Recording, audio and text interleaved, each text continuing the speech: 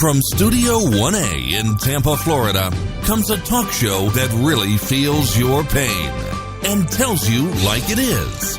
We love America and all that freedom-loving Americans want to protect. Live from coast to coast and on your radio, it's For the People with Keith Allen. We'll help you survive this thing called life. We're for the people. Whatever your source of stress or strife, for the people is there. Well, hello, Mr. and Mrs. America. I am Keith Allen, and proudly welcome you into this Thursday's edition of For the People on November the 16th, 2017. The tax bill, the vote looms in the House with little drama, and for some on Capitol Hill, they say it is eerie. Yeah, we need a win. We've been saying it for some time. And America needs this win. It's almost like a mirage, according to one senior House Republican aide. He says, we're just waiting for people to throw sand in the gears. There's not much fretting from House Republicans about passing their tax bill. Republicans are hardly breaking a sweat when it comes to the vote tally. President Trump even traveled to Capitol Hill to talk about the bill with House Republicans, but the president won't be a closer than the deal may already be closed. Instead, Trump's visit may be a pep rally, a festival of appreciation and gratitude. That's what House Republicans are saying. So, fingers crossed here. According to Fox, they said the tally, clearly 218 votes it's going to take to pass the bill. And it's a threshold for approval if all members are present and voting. Currently, the House, they have 434 members. So 240 Republicans, 194 Democrats. As it stands, there's one vacancy. Former Representative Tim Murphy of Pennsylvania, who resigned. That means Republicans only lose 22 votes on their side of the aisle without facing problems. So 23 Republican nays would produce a tie. By rule, ties lose in the House. The GOP lost 20 votes in October on the budget framework for tax reform. So there's not much margin for error. So how many votes might Republicans get for tax reform? According to Fox News, was waved off of a suggestion that Republicans could hit 230 yays. The more likely target is in the low 220s. Democrats expect at least one absence. Representative Mark Pocan of Wisconsin, who is recovering from heart surgery. Also, Representative Jim Bridenstine of Oklahoma has refrained from voting of late, and then Trump nominated him to be the NASA administrator. So Bridenstine awaits Senate confirmation. Still. So the news is also not expecting any Democrats to vote yes. Surprise? Not really. It's rare for legislation of this magnitude to come out of committee and not face alterations in either the leadership's suite before the House Rule Committee. Let's say the GOP was short on votes. It's likely that the rule panel would have made a few amendments in order when the legislation hit the floor. GOP leaders would have believed those amendments could alter the package in a way that court reluctant members to vote yes. In other words, the GOP brass would attempt to contour the bill in a way that was passable for reluctant members to switch their ballots to yes. Oh, it's nail biting. So when they say it's eerie, it's like one put it here. It's like a mirage. We're just waiting for people to throw sand in the gears. Who knows? We don't know. Speaker Ryan is about to brand them with a huge middle-income suburban tax hike, said Minority Leader Nancy Pelosi of California. Of course, she hates the bill. If they vote for the bill, there will be a political price to pay. But for now, it's quiet, as the aide said, almost eerie. So everybody's kind of saying this. We'll see how this goes. Fingers crossed, folks. Fingers crossed. We really need a break in this country. We need some stimuli, that's for sure.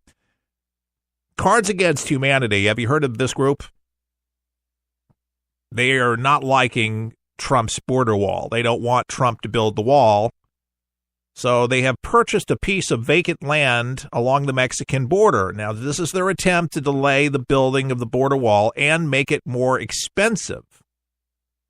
The company that makes the off-color party game with the same name offered a holiday mail promotion with a map of the land, new cards, and a certificate promising to fight the wall, among other surprises, those who buy a $15 holiday pack to supplement the game. So the promotion, called Cards Against Humanity Saves America, with limited to 150,000 people and sold out in one day. They tweeted this announcement midday on Tuesday. It was sold out by Wednesday morning. And they say the government is being run by a toilet. We have no choice. We're going to save America, an attempt to keep our brand relevant in 2017, the company tweeted. The government is being run by a toilet. We have no choice. We're going to save America, attempt to brand. So join us for $15. And in order to join in on the promotion, customers had to complete a survey that asked, among other things, who did you vote for in the 2016 election? The company has also said it was hiring a lawyer specializing in eminent domain to delay the wall as much as possible. Previously, the company also applied to a trademark the phrase fake news, a term used by Trump to refer to CNN and other mainstream media outlets. Although many tweeted support for the company's efforts, some disagreed and posted their opinions on Twitter. One said, great way to alienate half of your customers. Exactly. Because, the country is divided. Some are for a wall, some are against the wall. Some see the necessity of it, some don't see the necessity of it. Some say, don't build the wall, too expensive, we could use technology, or we put more feet on the ground, more cameras, more surveillance, more this, more that, whatever. You got to have a border, and you have to have one that's protected, and increasingly because of threats from all over the world.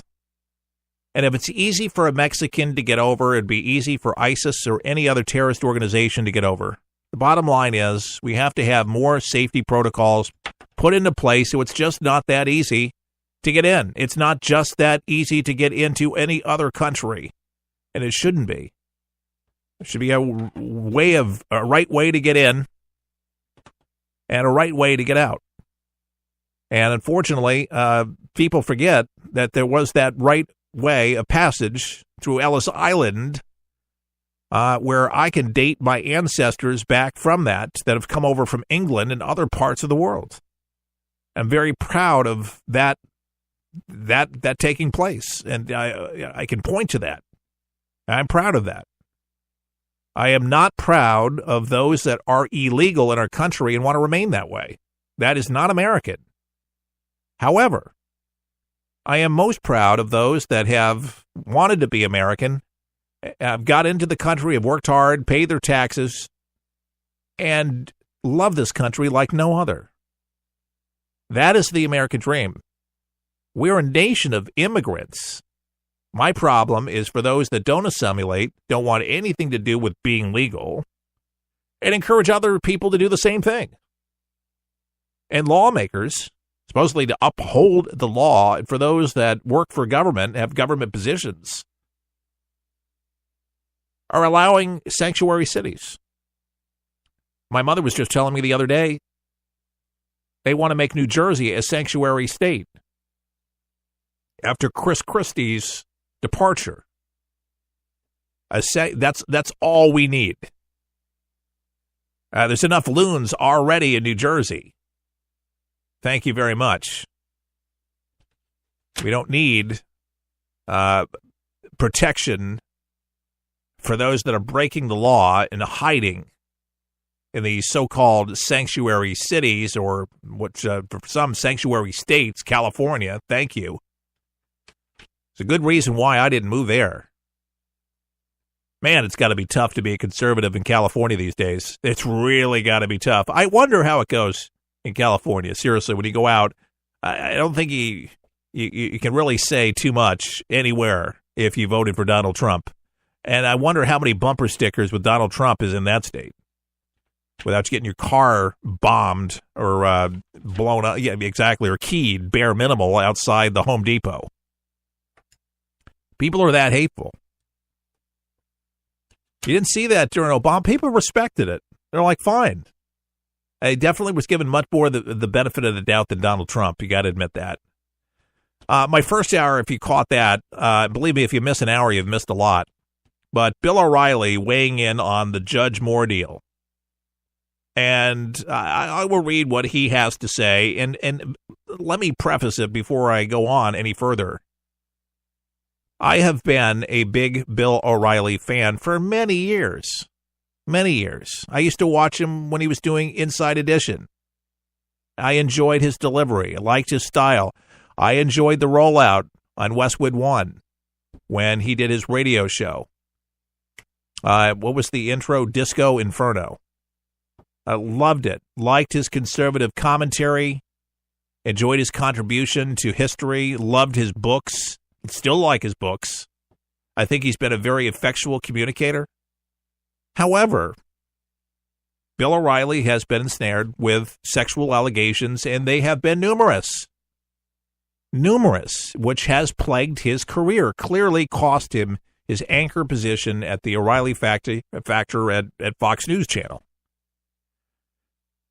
But weighing in on the Judge Moore sexual conduct, I wonder who in the world thought it would be a great idea over at Newsmax to have Bill O'Reilly talk about this.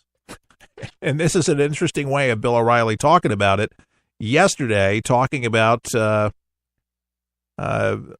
Democratic Party is going to hang Judge Roy Moore around the neck of the Republican Party if it does win. He says even if he wins the December 12th election, he'll be isolated. He'll be a piranha because his defense against the allegations was weak, O'Reilly told Newsmax. And so everybody in power is trying to distance themselves from him. O'Reilly was telling Tucker that Alabama voters loathe the media more apparently than the judge, or what the judge allegedly did.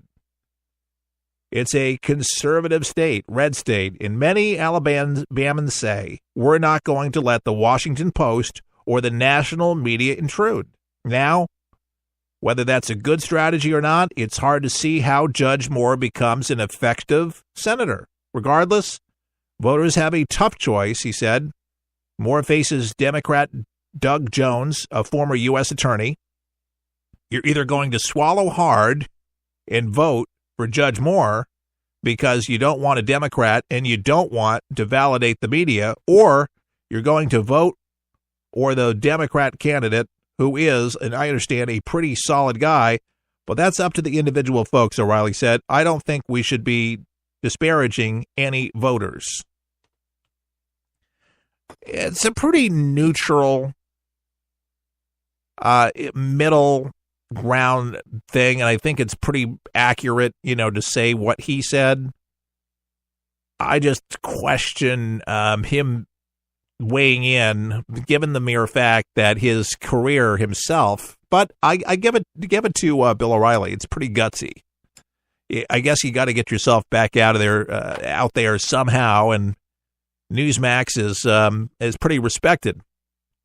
And I think that the Republicans, and for anybody, no matter where you stand politically, this is a very tough thing. Because, yes, do you bite your lip and vote for him anyway because you don't want a Democrat in?